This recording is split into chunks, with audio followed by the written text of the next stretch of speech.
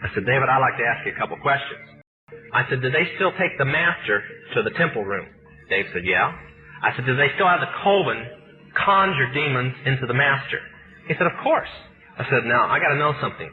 What's the main reason for rock music? He says, the same as when you were in, so that we can play spells on people that we couldn't cast spells upon. The master is a tape about as big as the top of this podium that looks like an overgrown 8-track.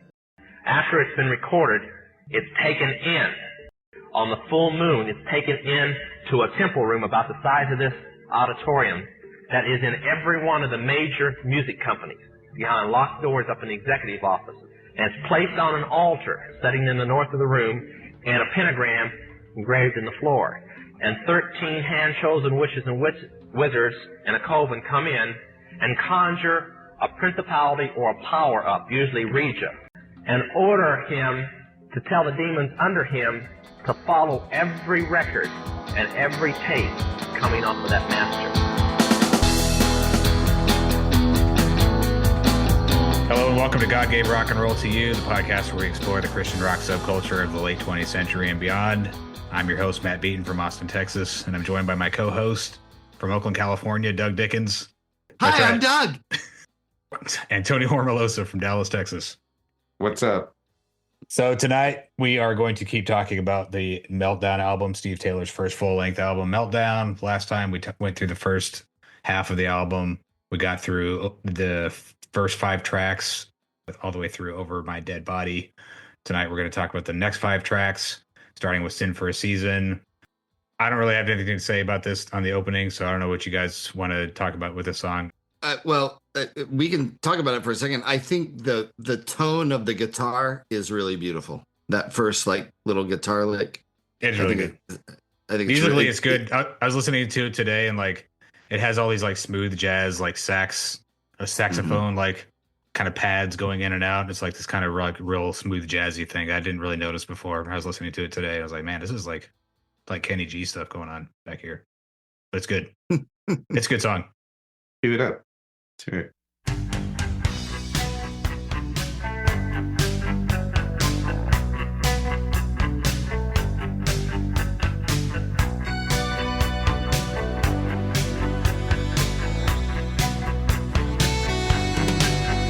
There's a sweaty hand handling his cocktail napkin. Come on and see me scribbled with a gold pen, but you better read twice.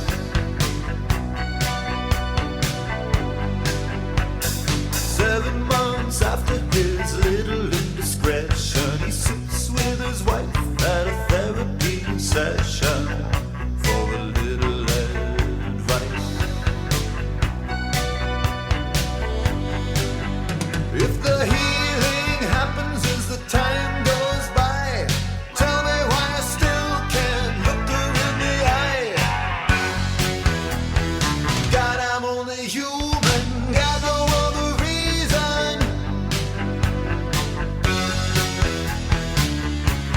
Sin for a season. It's a cool groove. It is a cool groove, and I love the way his voice starts. It's the breathiness to it. I think that's what drew me to the song when I first heard it. Yeah.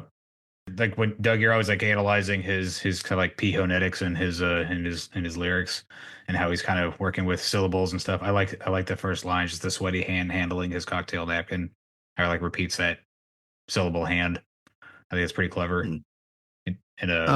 didn't think about that. Yeah, cool. It's pretty cool. And then the gold pen. So he's obviously an important guy at some kind of meeting or whatever. Right.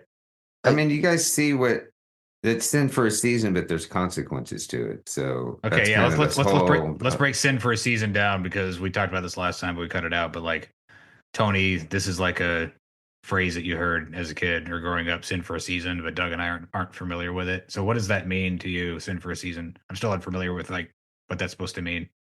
Well, it's just, there's a season for sin in your life, but there are consequences with that. You've never heard, I can't believe you guys haven't heard that term, Sin for a Season.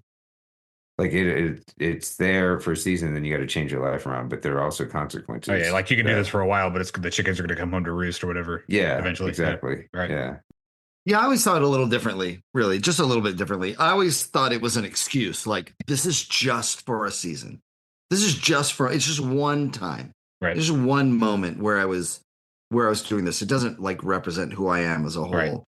But it's a little indiscretion, as he says. It's a little indiscretion. Yeah. Yeah, that's how I always interpret it. But I had never heard it as a phrase, like a church phrase, like, sin for a season or. It reminds me of like the who is it? The Amish, where they're allowed to go. The Rumspringa.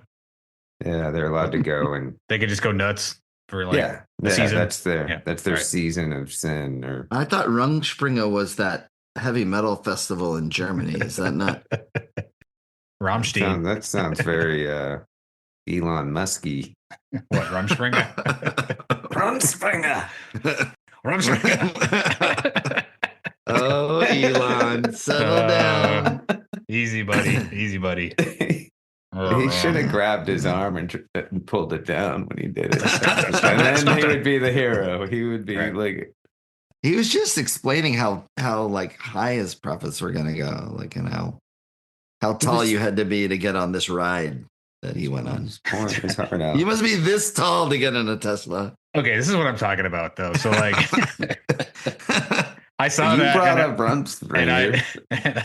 And I went online and I went down the rabbit hole and I read about 3,000 takes about Elon Musk's gesture on this thing. I'm like, this is what I can't do anymore. I can't like spend 3 hours reading about is he a Nazi or not? Like I just can't. No. I can't do it. I can't do it. It's unhealthy. It's unhealthy. It's very unhealthy. Yeah. So I think the song's, like you said, Tony, I think it has a nice groove. I think I just sent you a link. This is the link to Starflyer 59's version of it, which I think is really, really. We should listen to that. Yeah, it's super cool. There's a shaky handshake in the eye of the hostess. Just a little much, but she'll drive herself home. She can make it soon home.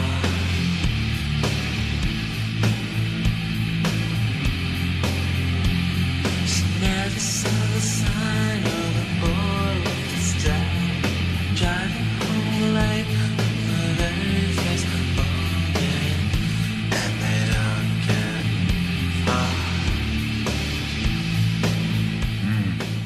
far.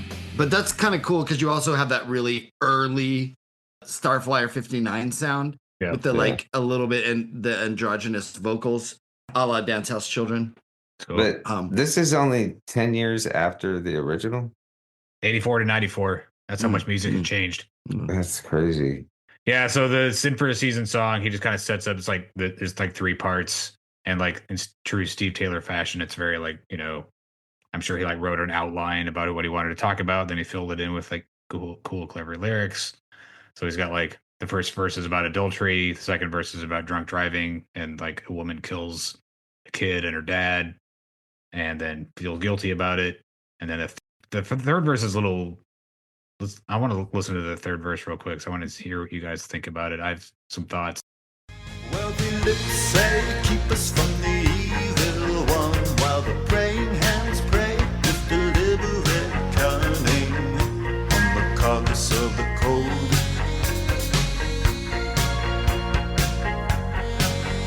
Gonna get the good Lord to forgive a little sin, get the slate clean so he can dirty it again, and no one else will ever know.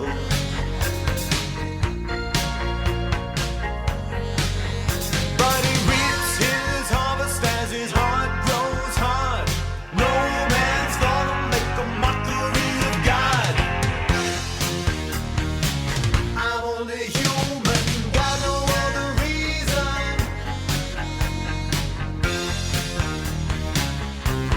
Sin for a season, sin for a season, sin for a season. So what's he talking about there? Sounds like he's talking about reconciliation, confession. Well, I almost think is it like an anti-Catholic thing? I don't know. It feels like this whole song is based on this idea that we can live without sin.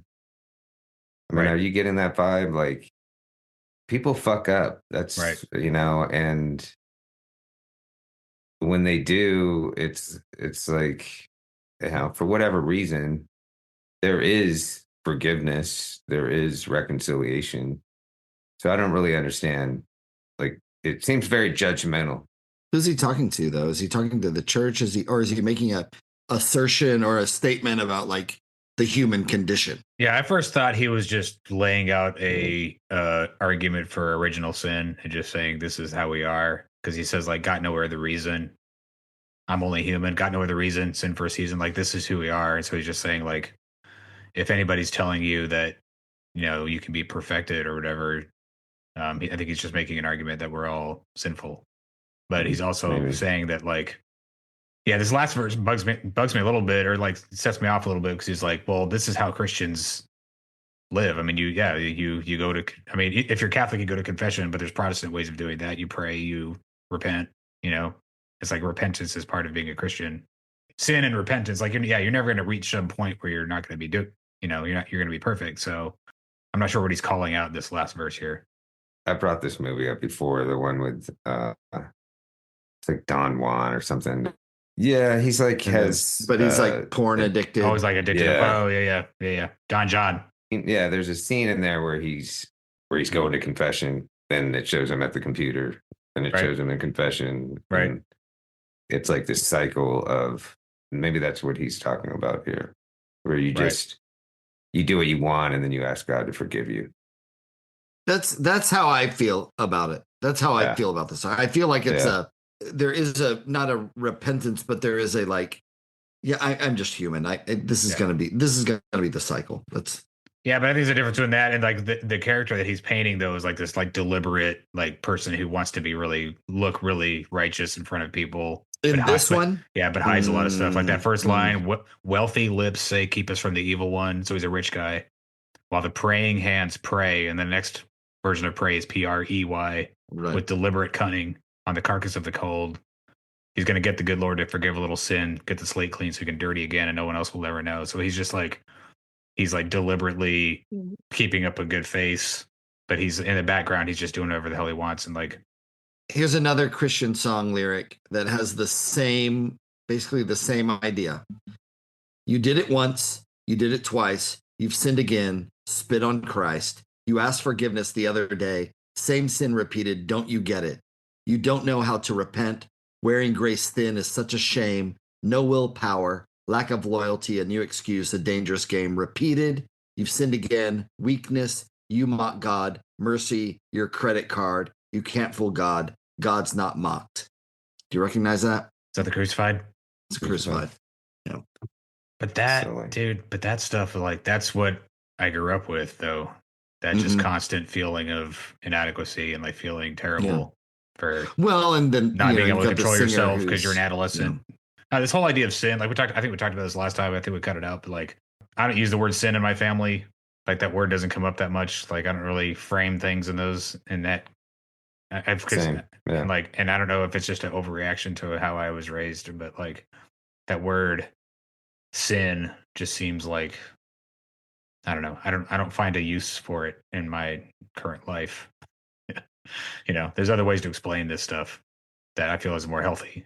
I mean, I think sin gets used in a number of ways, and I think no one really agrees on a definition, but I don't think of sin as the underlying condition, because I think that is an evangelical path to like needing this in order to escape this. But maybe sin is like just thinking that needs to be corrected. Maybe like a lot of people would benefit from therapy. Like, why am I doing this? Oh, there's another. Also, like, I don't know. A lot of these ideas are antiquated, not in that they're wrong, but just in like it was people trying to figure out why do we do what we do, and psychology hadn't progressed. Because we were baby humans. Right. I don't know. There's got to be healthier ways to frame our human limitation. I mean, we are limited. We're self-interested. So it is a battle. If you're a person who's trying to be a good person or a decent person, like David Bazan says, it's hard to be a decent human being. Like you're always battling your own self-interest versus the people that you care about or the people you're taking care of. It's always I guess it can be a battle, but I don't know. Is that sin? Is that because we're like terrible, depraved people? Or is that just because we're, No, it's like, sorry, I hate that shit. I know. man. That's No, but I mean, think about all the people who think sin is behavior, right. A thing you do. and refuse to feed the poor. Right. It becomes very transactional where you're taking a tally of your sins or your sin and other people, Right. Other people's sin. But so then where does it fit into the relationship aspect of our faith? Right. Yeah. So as a Catholic, if you go to confession, are you, because I actually never have, I think I went once when I was confirmed, but I've never been again. So like, are you supposed to? Shit, you got a lot of Hail Marys in your future, dude. So many. I could spend the rest of my life saying Hail Marys. Wouldn't be enough. But like, are you supposed to like enumerate your sins? Like, what's the point? Like, what are you supposed to do in confession? Like, what are you taught in the Catholic Church? Like, is it like I did this 3 times, or is it like more like I'm struggling with this? Like, help me figure out how to love my wife more. And it's like, I mean, is it more philosophical, or is it like I did these 5 things? Go say 25 Hail Marys, and you're absolved of those 5 things. It depends on the priest. If you have a good priest, he's gonna. It's not therapy, but he's gonna elaborate on. He's going to do some pastoral counseling. Yeah. Right. And then, that's a legit. And then point you into, it's not just doing Hail Marys. They'll point you into point you to certain saints that. Also, Our Fathers. Yeah, Our Fathers. Yeah. But if it's a good priest, there are the old school priests who they're just sitting there twiddling their thumbs. You spout it up. But they also have heard every dude that comes in into like looked at porn. I mean, that's like every. They can go to Christ for the Nations. Tell them. That's like 98%. Tell them in front of everyone. Yeah. Dear guys, I keep thinking about these ladies. I don't know, man. Yeah, the priest is like, can you just come up with something original like this? Like this was the last 10 guys said. All right. I think we can move on from this song. All right. That was Sin for the Season. It's actually one of my, I think it's one of the better songs on the album. Just musically. I think you're right. Really good. Yeah, musically. Yeah, for sure.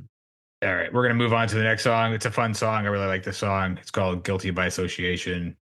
Listen to episode whatever if you want to hear like the first time we talk about it, because we might be the first. I think it's the first episode. I think it's episode 1 we talk about this song. I think we play a little clip of it. I think we tried to talk about all of Christian rock in episode 1. That's right.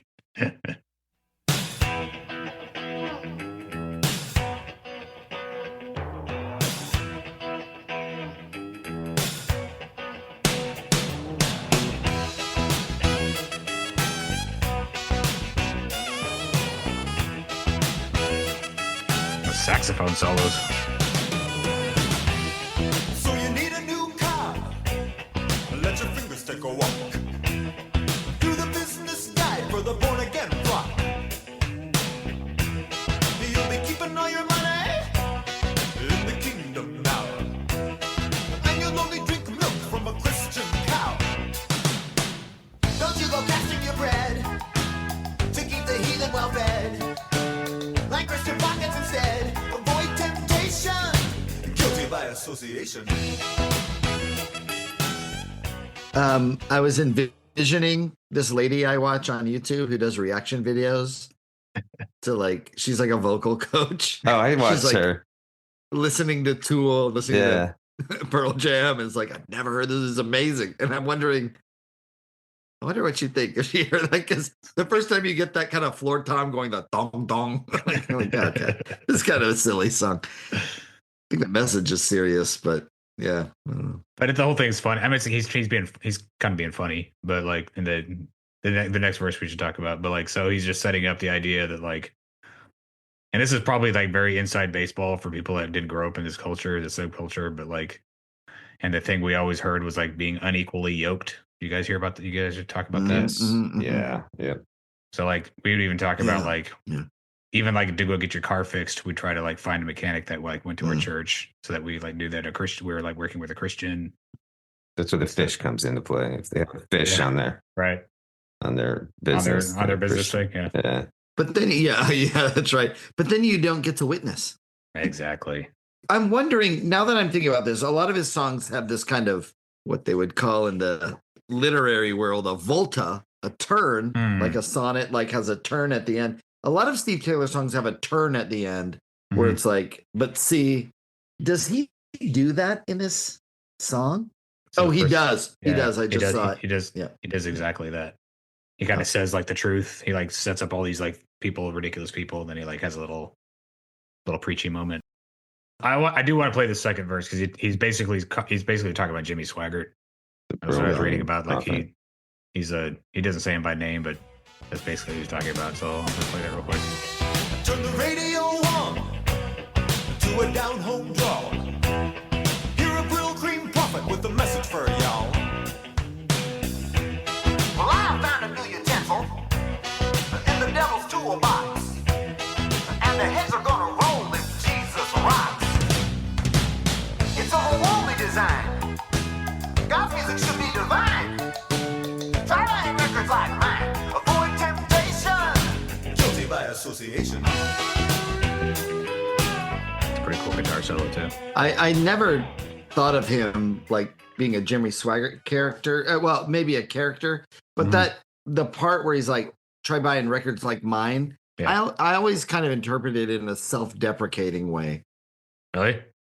Yeah, I don't know. That's just how I saw it. Like, I just thought it was like a smarmy, like televangelist, like downplaying, like saying how Christian rock is bad, because that's what I heard as a kid. Like Christian rock is bad, but he's also saying like, don't buy this music because it's of the devil. Buy my records, and then he like shows a thing like 1999. You can get on my whole record set. You know, It's so if it's based on Jimmy Swaggart, he used to put records out, gospel okay. records. Okay, that And makes it's sense. like old time gospel, like right? Okay, Southern gospel. Man, talk about sin for a season. That guy. It's a long ass season. I mean, her name was Autumn, right? Two. There was two. Was it there? was autumn? Yeah, Autumn and summer. Fall.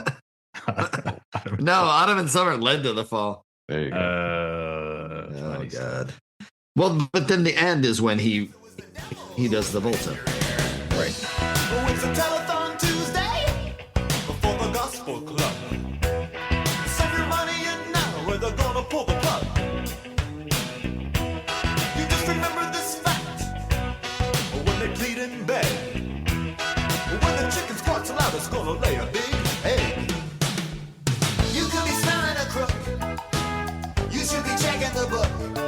But you'd rather listen and look. The implication, guilty by association.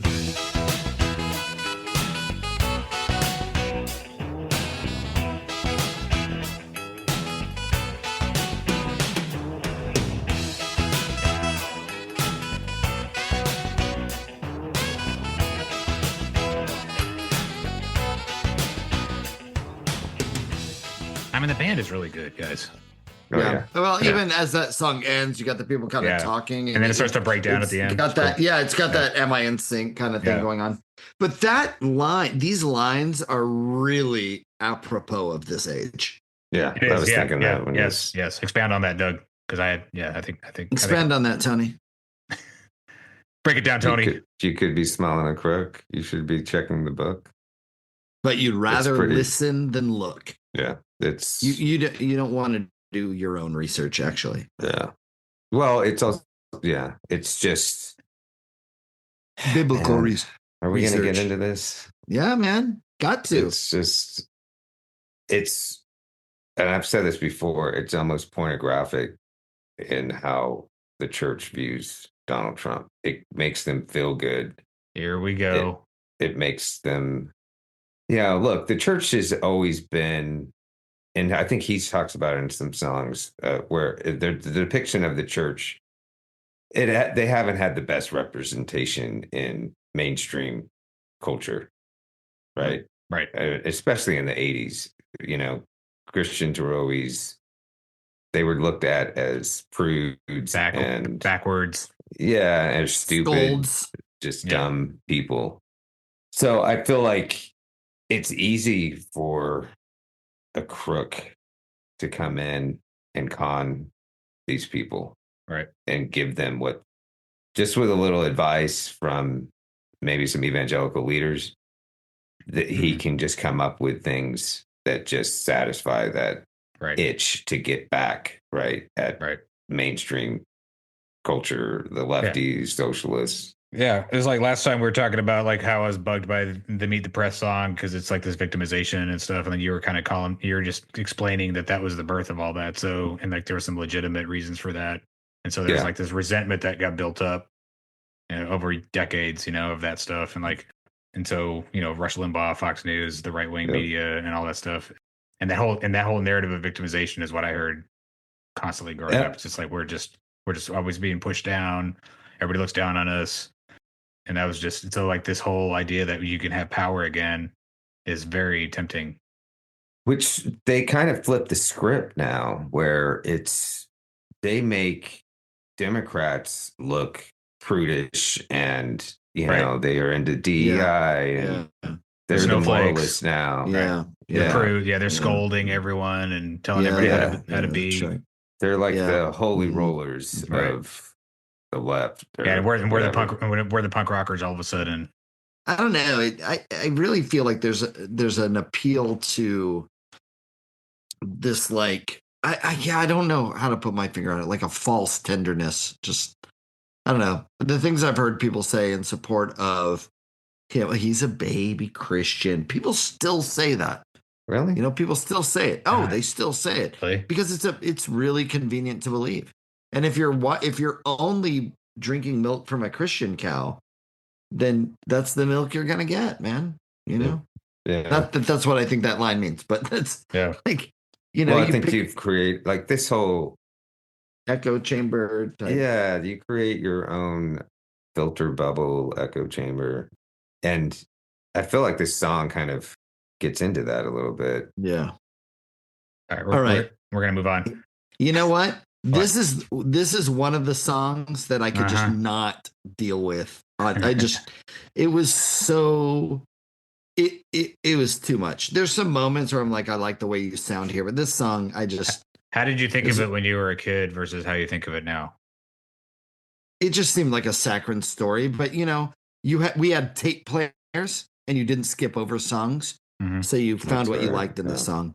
But this was always one where it's like, didn't mean a lot to me. So the song's called Hero. It's about, I guess, idolizing superheroes. I thought it was about idolizing, that was about the American concept of a hero. When the house fell asleep, there was always a light, and it fell from the page to the eyes of an American boy. Pretty cool synth, though. Yeah. And the way he sings with it. It's cool. In a storybook land, like a dream what I read. Let's get that saxophone in here ASAP. Is that a move? I wanna be a hero. Could be. I wanna be a hero. But the practical side said the question was still, No, that's not. when you grow up, what will you Probably a DX7. I wanna be a hero. Juno. I wanna be a hero. Hero. It's a nice point notion that the real world's gonna destroy. It's a Marvel comic book Saturday matinee fairy tale boy. It's a cool melody. Growing older, you'll find that illusions are bought, and the idol you thought you'd be was just another zero. I wanna be a hero. All right. So my whole thing on this one is just like, Yeah, especially since like we've had like 12 years of like Marvel movies that everybody's obsessed with. Like the whole comic book superhero thing really took off in our culture since then. Like I think the idea of superheroes has a place in society, actually. I think it's like they're holding up ideals of how to like be in society, you know? And it's almost like it's like kind of like a moral, they're all like moral lessons. And the comic book Mhm. stories were sort of like these moral lessons about how to like even like the idea of Superman or whatever. He's just saying like don't idolize these superheroes because they're just human and they're gonna let you down. Everyone's gonna let you down in the end. And I think that the only person that's gonna like keep you is gonna like keep their promises is Jesus, you know? He's like setting that up, that dichotomy up. I think he's using superheroes more as a metaphor here. I I do think he's too. talking Yeah. about like your heroes that you kind of idolize growing up, like especially in rock music where they, Mhm. you know, he has the line where they OD or you know, and they die and they're Mm, not the mm, people that like I don't know, Jimi Hendrix or there's a shitload of mm, people that you mm. idolize So he's growing using up the that word were hero as idol, basically. Like, Yeah. yeah, but not in a I don't know. Like people that you really look up to that they are flawed also. They're not what you think they are. They're not the yeah. superhero. Yeah, I never thought this song was about Marvel heroes. I thought it was about kind of the way I saw the world, which was like these war heroes. That's Mm. I imagined a kid like reading about war heroes and thinking about war heroes, but then like grows up a little and is thinking about heroes in a different way, but kind of like what you're saying, Tony, always looking toward an ideal, an Right. ideal that people present and that I have to somehow be that ideal as well. Where we're about to go in the song, when Hmm. you continue it with the ain't as big as life part. Yeah. Uh, Yeah, I mean, I think it works in either context. I mean, I think he's setting up Yeah. like the story. The first verse is like he's basically a kid reading a comic book, is how I always read it. He's reading a comic book and like it says like Marvel. It even says that it's a Marvel comic book Saturday matinee fairy tale boy.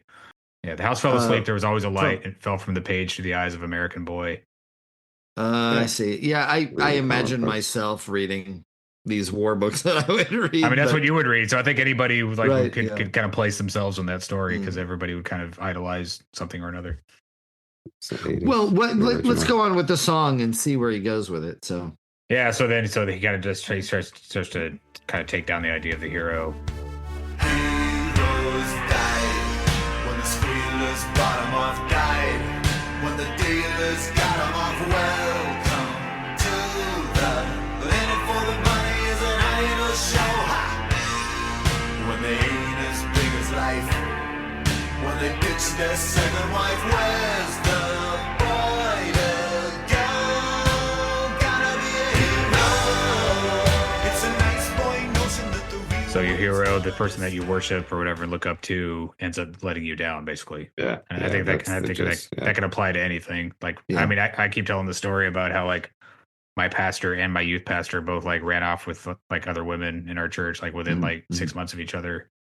And Really? like, yeah, and I was just kind of like Man, there's a everybody. lot of those stories. I know seems to keep happening, but like, but Little then, like heifer. those things happen. It's like maybe that was why I started kind of spiraling the way I did because it's just like I Mm. started like I was set up into like this perfect community that was supposed to be this community of God, and I just saw all this stuff like people being people, basically people being humans, and that's basically what Man, he's saying. that's like gateway. I know quite a few people that go there and it's really sad because that's exactly what happened. Like they found out about his indiscretion with a His 12-year his old. little indiscretion. And it just With a like people were in 12-year-old? shock. People were in shock. He was Wait, 20 at the time, who but is this? still What but he what was is it? 20 and married at Mhm. the time. Who is this? What? The pastor at Gateway, that church. It's a mega church in Dallas. And then Yeah. but he's not pastor anymore. No, they removed him. This was in the news like 6 months ago. Yeah. But it Oh, goes along with this. A lot of people, it's the problem when, especially with mega churches, they're usually revolve around a personality. mm-hmm, And this guy, and it's the personality of the founder, mm-hmm. the guy that's what, he grew the church based on his charisma and his approach to Christianity. Mm. But what I'm saying is I know a lot of people that were really shocked and let down because, I mean, I don't know if they idolized him, but I think when I first heard that part, like when he ditched his second wife, where's the boy to go? For me, I don't know why, but I was like, is this his dad?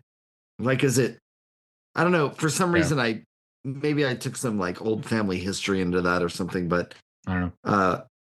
But I think, yeah, the idea of like this is really interesting to me now because I'm trying to unpack where I got some of these ideas. When I went to college, I talked with someone who knew a bunch of other missionary kids and older missionary kids who were really great and all this. And then they started talking about how like, yeah, well, they were like sleeping around the whole time and they were doing all this stuff. And I'm like, oh, well, I'm glad I never made them my hero because I was always like, Christ is the example and not these other people. I had that experience at Christ for the Nations. I didn't realize how many people were fucking around. You were sleeping. You were sleeping around a lot at Christ for the Nations. You're just like going from room to room. I had a harem, man. I was like, got somebody from every nation. I'm always shocked because I tried to live a good life. Tony for the nations. You know what I'm saying? Your faith was pure, but you needed proof. You saw her hot tubbing on the roof. Give me that bubble bath, Sheba. Bubble bath, Sheba. She puts the bath in Bathsheba. My mom, when I was in 5th grade, I had to write a Mother's Day research paper, and the teacher was like, "It has to be 10 pages." I'm like, "I don't know how to do that." 10 pages. Holy cow. Yeah, I know. Jesus. My mom was like, "You should write about Bathsheba." What? So I was like, "Okay."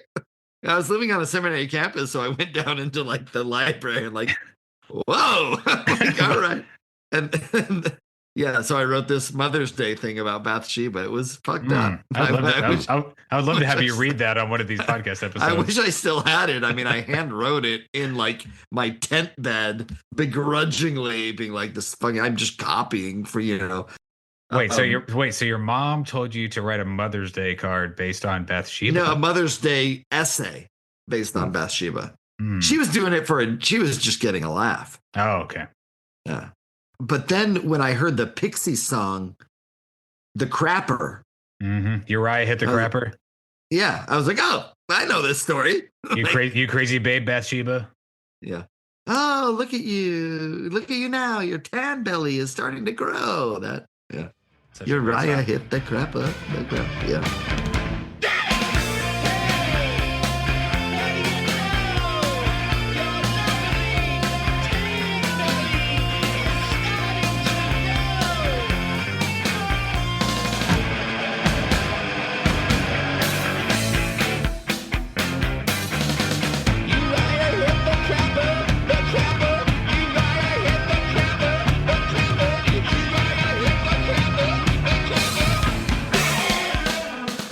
It's not Steve Taylor, but it's good. Yeah. Oh yeah, for sure.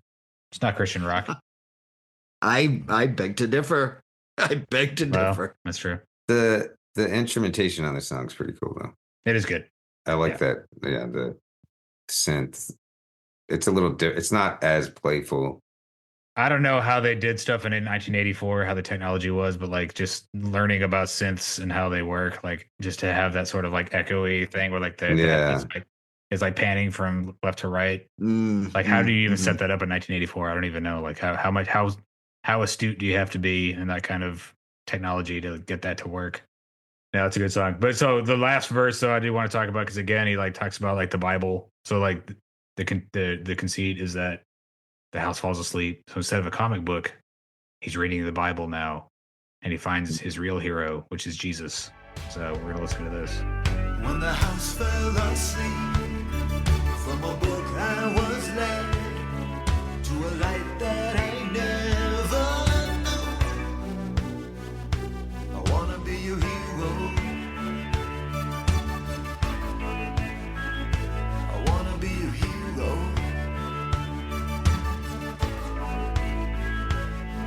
And it spoke to my heart from the moment I prayed. Here's a pattern I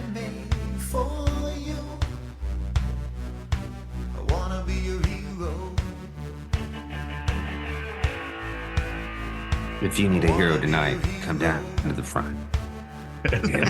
We have prayer ministers down here for you. Wanna be your hero.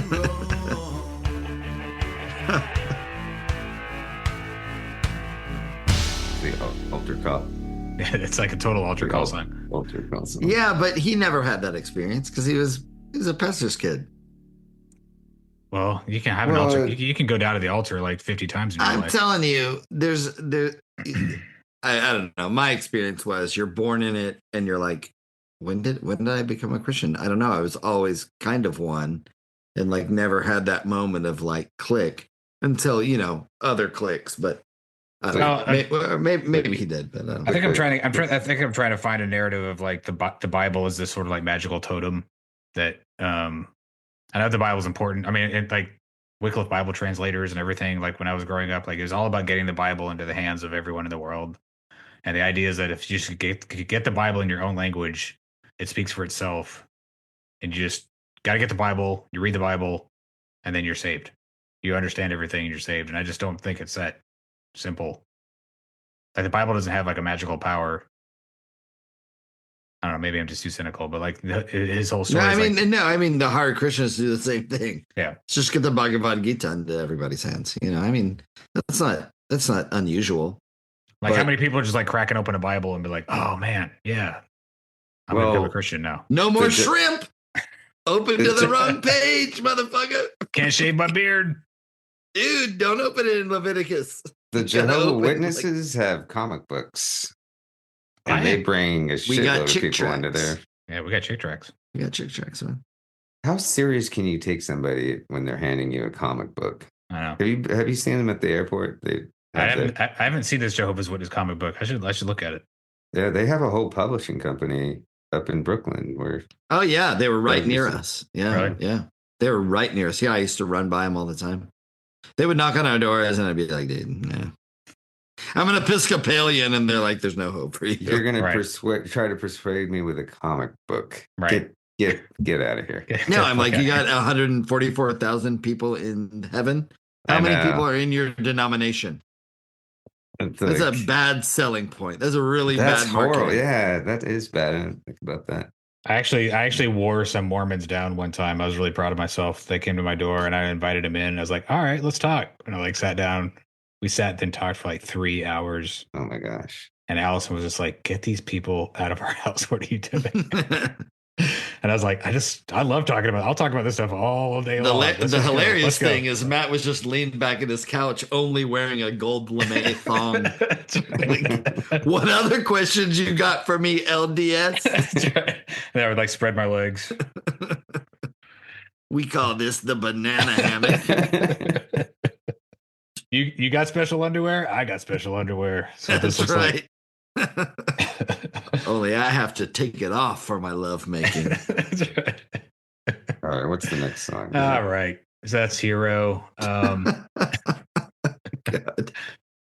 Okay, let's skip Jenny. We get it. Okay, don't skip Jenny. We don't get it. This is just like a story song, right? Yeah, it's a story song. Yeah. It's a morality tale. It's a cautionary tale. It's a Pedro the Lion song. Mm. It's a song about a girl who was brought up in the church and still committed suicide. Doug's favorite song. Oh yeah. Great tone. Yeah. That's Death Cab. That's Death Cab Yeah, for true. Cutie. You're not wrong. You're not wrong. You singing bury me not on the lone prairie. But where do you go when you finish broken hearted? Back to the dust where you started. Jenny cut her teeth in a Midwest Jack is a shantytown girl on the wrong end of the tracks. Her mama taught her everything she needed to get along, and a Sunday school teacher taught her right and wrong. Raised to be respectable but born too poor. It was all she'd ever known, but she figured there was more. When she came of age, Jenny made herself a vow. I'm gonna get out and I don't care how. Take it away, saxophone player. It appeared every autumn on the courthouse lawn, and the leaves never fell till the carnival was gone. Michael was a barker for an arcade ride with a smooth talk tongue and a wandering eye.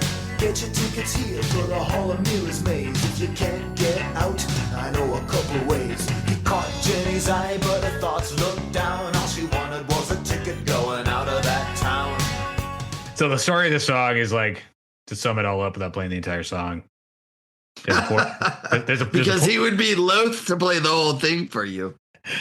There's a poor girl in a small town on the wrong end of the tracks. She's slutty. But she wants to get out of her. Okay, so this is where Doug and I had fought last night. So like, she wants to get out of her town. So there's something in her town she wants to get away from. She's like, and then she meets the carny at the carnival ride. Basically goes up and the Ferris wheel and has sex with him or something, and then she runs off and kills herself. That's the summation of the song. She should have been happy in her small town. So my contention is that there's two things going on.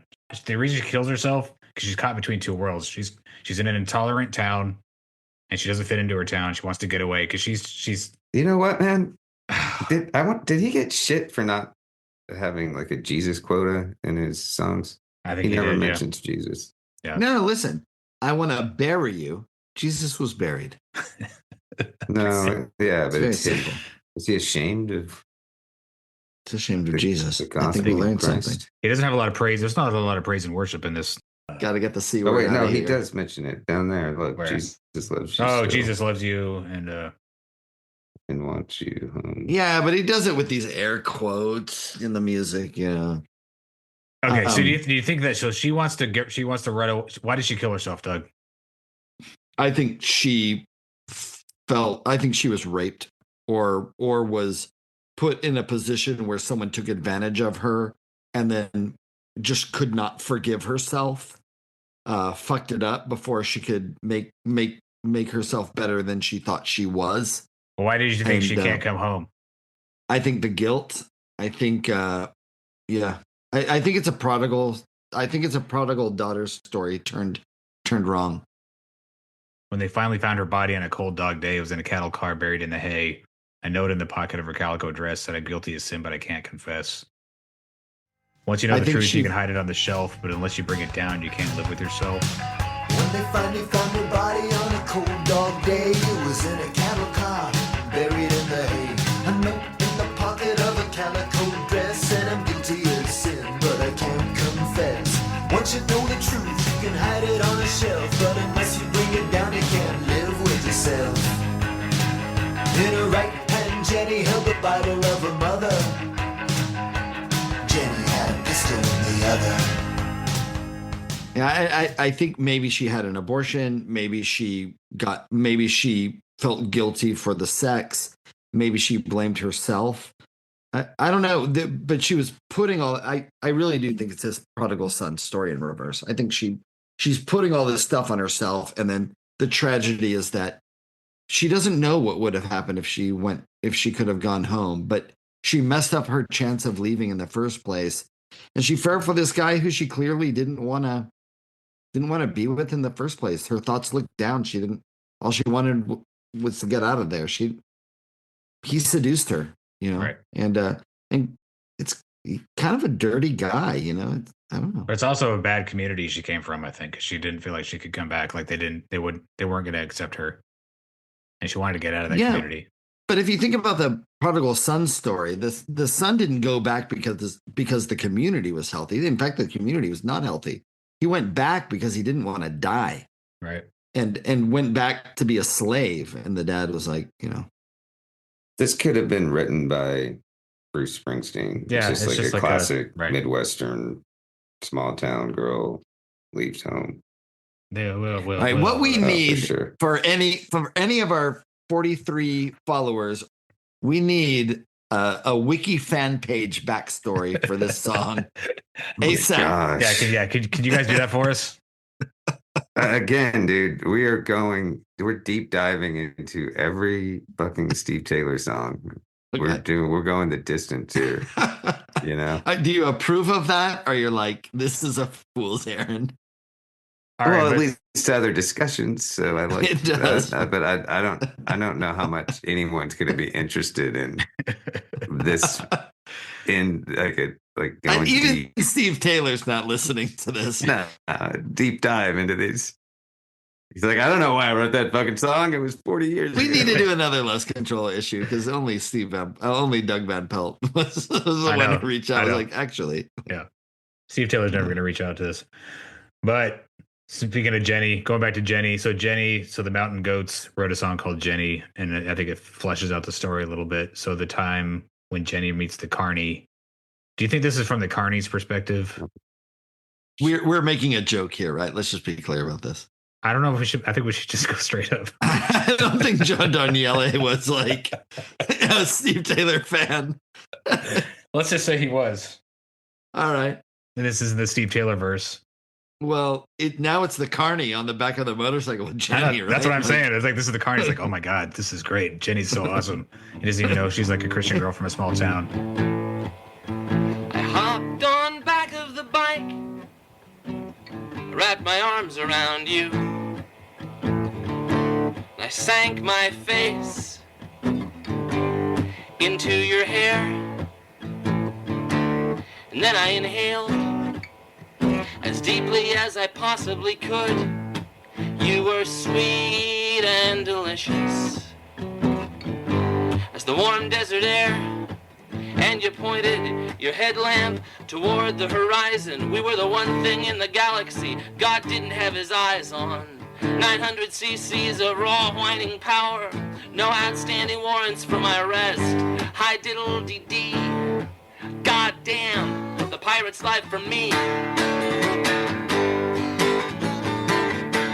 I just think it'd be a better story if the Carney just ran off into the sunset with Jenny on the motorbike. I actually have one complaint about this song. What's that? I'm serious. I didn't notice it until now. Where's the saxophone? I know. How do you even have a song without a saxophone solo? No synth. In this one or in Steve? Either one, if you think about it. Didn't have the sax. Where was Dave Thrush, the saxophone player, in this song? All right. Maybe he was the Carney. All right. Are we going to the next one? Oh my God. Hold on. I need okay. Yeah, well, this is the last one. This is the last one. Yeah. It's Baby Doe. All right. So Baby Doe is the last song of the album. It's about a case in, I think it was in the 70s or early 80s in Indiana, where there was a baby that was born with Down syndrome. And I guess the story was it had like severe problems. And I guess it needed surgery to survive. The baby needed surgery to survive. The family decided they didn't want to do the surgery because it was going to the baby starved to death because it was like caught in the courts. And the courts were like, I guess there's like an argument like between people that said like you need to force this baby to be alive because it's like you need to keep this baby alive even though it has severe problems because it's a baby and it's alive. Or is there a point to where a baby is born or a person is born so damaged that you should not let it live? And so it got caught in the courts, and I guess the baby like ended up starving to death. I don't get that, man. I really don't. Like, once you have the baby and it's alive, how can you just watch it suffer? I couldn't do that. I just could. I don't know. Maybe it's more complicated than the story sounds, but I just. So I mean, the Wikipedia is not super detailed. It just says the baby was born with Down syndrome, had a birth defect requiring surgery. The parents refused the surgery because of the Down syndrome, and the hospital had a guardian appointed by the court of Indiana to determine whether the surgery should be done, and the court ruled in favor of the parents, which means they ruled against the surgery, and the Supreme Court refused to hear the case, so the baby just ended up just like dying. Just like it sounds. But did it die because it didn't get the surgery? This says Google AI. It says it refers to the case of a newborn baby girl, often called baby Jane Doe, found abandoned and deceased in a ditch near St. Cloud, Minnesota, which sparked a major legal debate about the medical treatment of severely disabled infants, ultimately leading to the establishment of the Baby Doe rules regarding mandatory medical intervention for newborns with disabilities. It's very specific to that time period.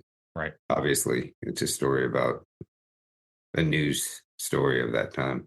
Right. And it sounds like, look, we took care of it. It's no reason to listen to this song. So we should just skip it. Well, or we should just listen to This Night Has Opened My Eyes by the Smiths. Or In a one river the color of lead, submerge the baby's head. You did a good thing. You did a bad. You could have been a poet. You could have been a fool. The dream has come, but the baby is real. All did a good thing. She could have been a poet, or she could have been a fool. All did a bad thing. And I'm not happy, and I'm not sad. November Spawn the Monster, the Morrissey song. That's a good one also. Twisted child, so ugly, so ugly. Poor twisted child. Oh, hug me. One November spawned a monster in the shape of this child who later cried.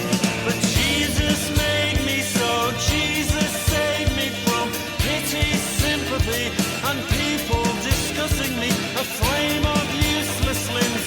What can make good all the bad that's been done?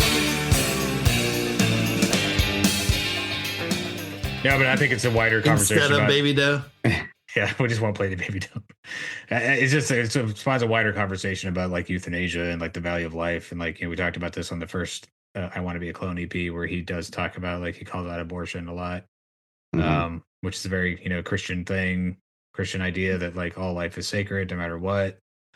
Yeah, I mean this next is like the baby Jane Doe. I don't know if it was abandoned, but what I'm reading is just like there was a very severely damaged baby that came out with like all like an open spinal column and all this kind of stuff with this severe brain damage. So it's just like, is there a point ever to where a person should just not live post birth? But like, so if the baby's born like with like a vegetable, like brain dead, should you just keep them alive with machines? Well, I mean, how like, long did the baby live? Well, this is this baby Jane Doe I was reading. It was just like, it was kind of crazy because they thought that she wasn't even going to live till 2, and they denied the surgery, and then she ended up living till like 30, and like she was kind of disabled, but she was in a wheelchair, and like she lived a life like in a home. So it's just like she still was a person that lived a life. Wasn't there a story in Dallas? They were adults. I think it was the minister downtown. I think he killed his wife, but he didn't kill her. Something like she lived, but she was on life support. If she was taken off life support, he would be charged with murder.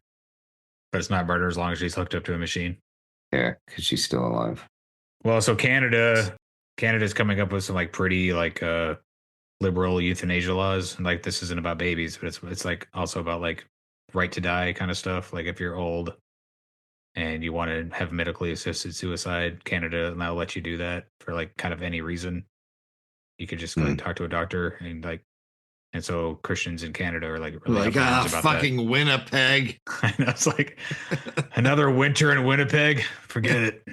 Do you remember that Weakerthans song? No. One Great City. No. Oh, you should play that. One Great City by the Weakerthans. All Can right. you hear it? All right. Put it on. Anything to not have to listen to Baby Doe. Late afternoon, another day is nearly done. A darker gray is breaking through a lighter one. 1,000 sharpened elbows in the underground. That hollow, hurried sound of feet on polished floor. And in the dollar store, the clerk is closing up and counting loonies, trying not to say, I hate Winnipeg. That's awesome. It's Loonies. fun. Loonies is a very Canadian. Count those Canadian loonies. I think When, do we need to listen to Baby Doe? I feel like we got it. We'll play a little bit of this song just to get the tone of it. Unfolding today, A miracle played this Indiana boy. The father he sighs, she opens her eyes, their baby boy is born. We don't understand, he's not like we planned. The doctor shakes his head. Abnormal, they cry, and so they decide this child is better dead. I bear the blame. Believers are few, and what am I to do? I share the shame. The cradle's below, and where is baby doe?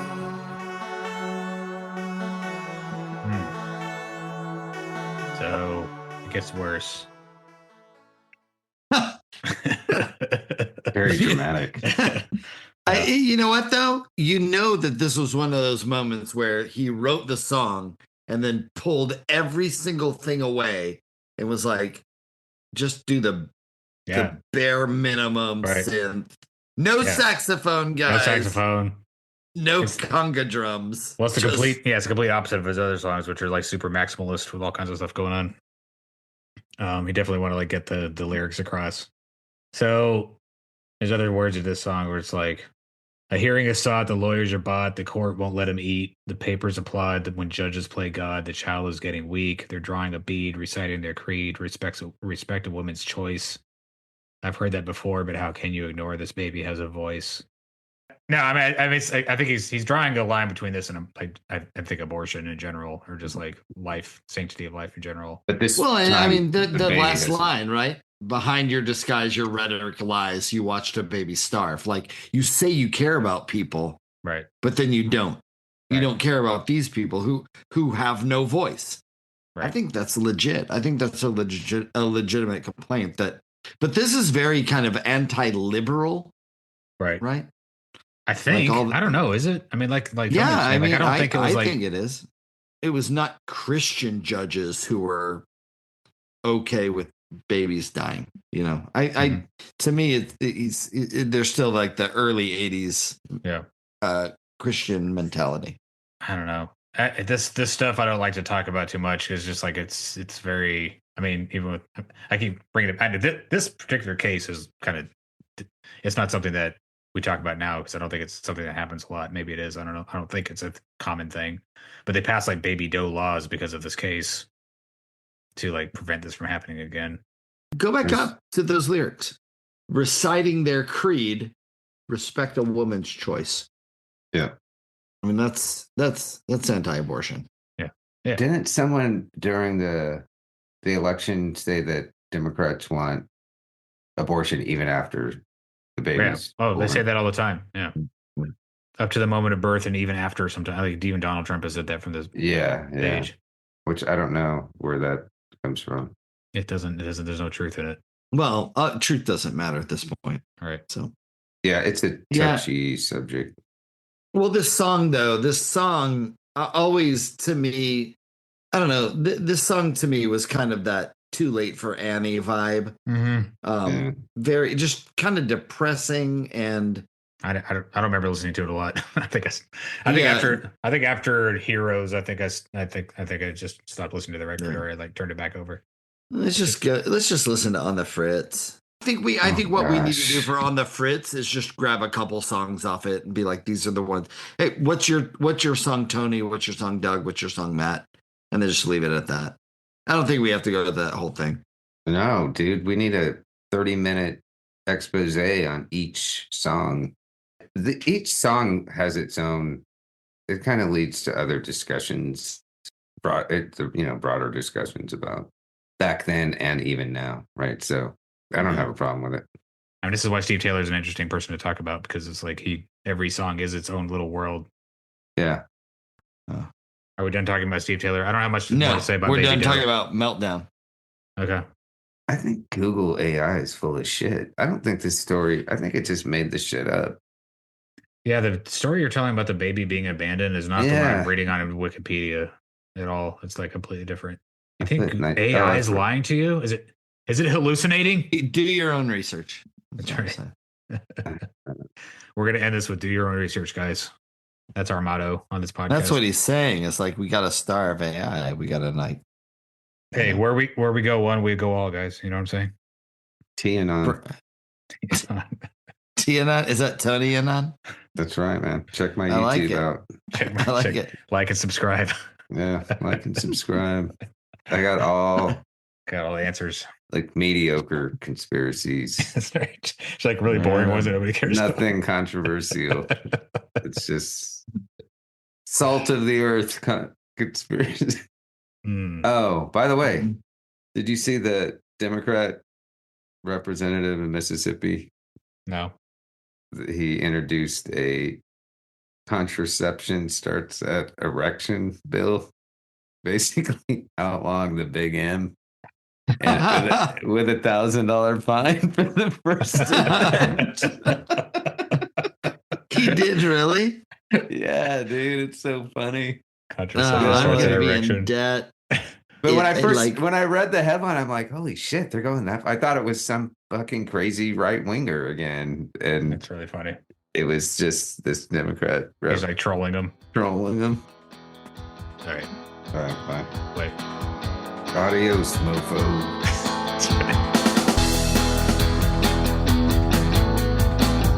All right, we finally made it through the first full-length album. Next time we are going to cover Steve Taylor's next album, 1986's On the Fritz. We're going to see if we can do it in one take. We'll see. This is starting to get a little crazy, but we're going the distance, as Tony said. We also love hearing from you, so if you want to get a hold of us, our email is godgaverockmail@gmail.com. Our Instagram handle is godgaverock to you. It's godgaverock, 2, letter U. All right, until next time. Thanks. Bye.